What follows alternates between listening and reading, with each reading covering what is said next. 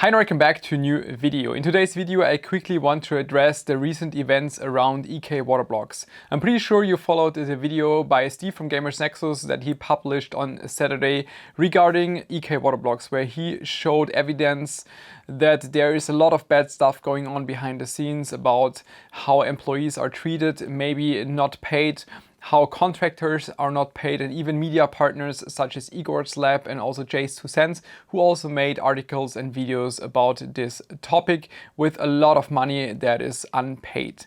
In today's video, I quickly want to address why I cancelled my cooperation with EK due to those events. I first want to address my experience with EK water blocks around the direct dye topic, which was also my only real negative experience with them. We started the cooperation in 2022. Originally, this cooler was meant to be a direct dye solution for the 12th gen Intel CPUs, but it took so long for development that it only came out for the 13th gen. There were different iterations, different prototypes, because, you know, during the development phase, the first one never really works. There's always something that doesn't fit. And after a few steps, this one was working pretty awesome for me. So I made a video, I showed it to you, and that was also the version that then was sold. However, the manufacturing tolerances of EK were not accurate enough. So they had those direct dye mounting frames, and some of them were like just out of spec when it comes to the tolerances. And that's why a lot of those coolers did not fit for people at home. And I even have numbers about that. So the numbers are from 1 month ago. 2,843 of those blocks were sold at that point.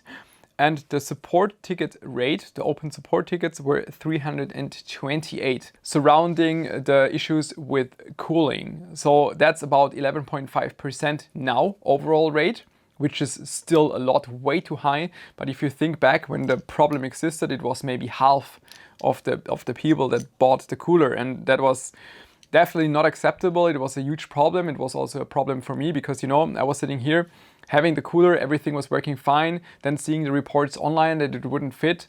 I didn't really know what was going on, and it took some time to figure out what was the problem, and it was just the manufacturing tolerance that was out of spec. And then it took EK a while to figure it out and then to finally fix it. But yeah, that is something that was not really under my control, or nothing I really have control over. Even if I send them the files, they still have to take care of their own manufacturing. And that was also my only real negative experience with EK. Otherwise, I'm just mainly in contact with Joe and Eddie. And Joe is like the head of engineering, and he's a brilliant engineer. I get along with him very well because I deeply respect his work on those products. And also Eddie, the founder of EK Water Blocks, I think he's a very, very nice guy. And probably, yeah, he will also have a hard time now. But apart from that, just my personal experience was always quite well, except from the thing with the cooler. But that was also why I thought, okay, they now figured out how to make it more accurate, so we can still continue with a new product, like a second chance.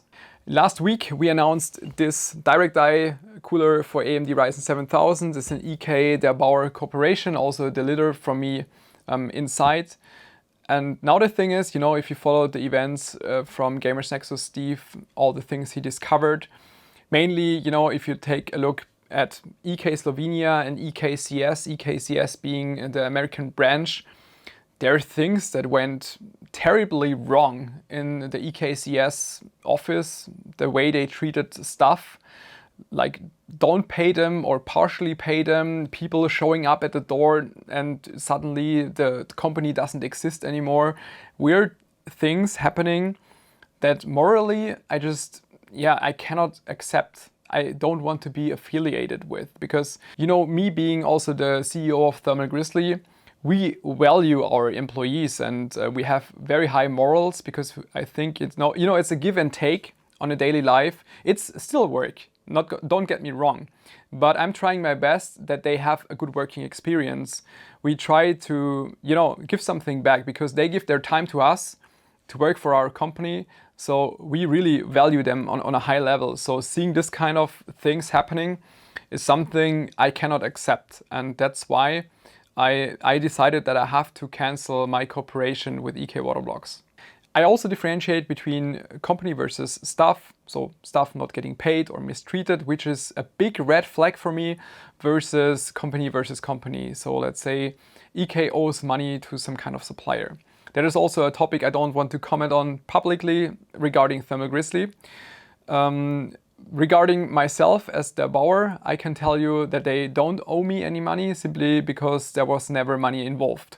That's what I always tell you when I do cooperations with me as the Bauer, like having my logo on there or like on this plate. There is never money involved. I can even show you the contract that I had with EK.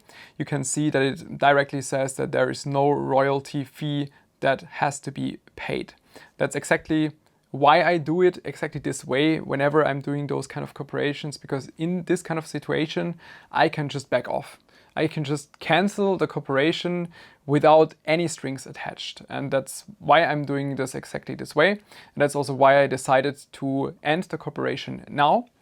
And for products that are still on shelf, on stock, I allowed the EKs can still sell them. You know, for example, this one or the older one where my logo is on parts, like on the part here, if they're still in stock.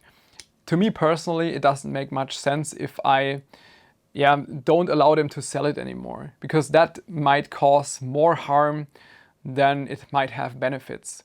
You know, if they have 500 of those coolers laying around on stock and I tell them, guys, you have to get a new packaging, you have to remove my logo from that plate, it's not going to help anyone. It's just going to cause additional trouble, additional cost, might delay other payments even further.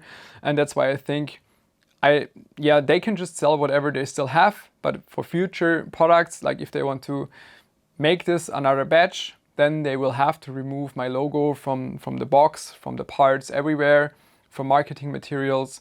But for whatever they still have, they can still sell it, because it just doesn't make sense. For the future, it will just depend what's going to happen, how EK reacts. I'm also not sure about that part. I just quickly and briefly talked to them today and told them that I will have to end my cooperation. But obviously, you know, you never know how things are in a year or two. The industry is small, and if EK changes, if everything is going to be all right, obviously I'm open to talk to them again.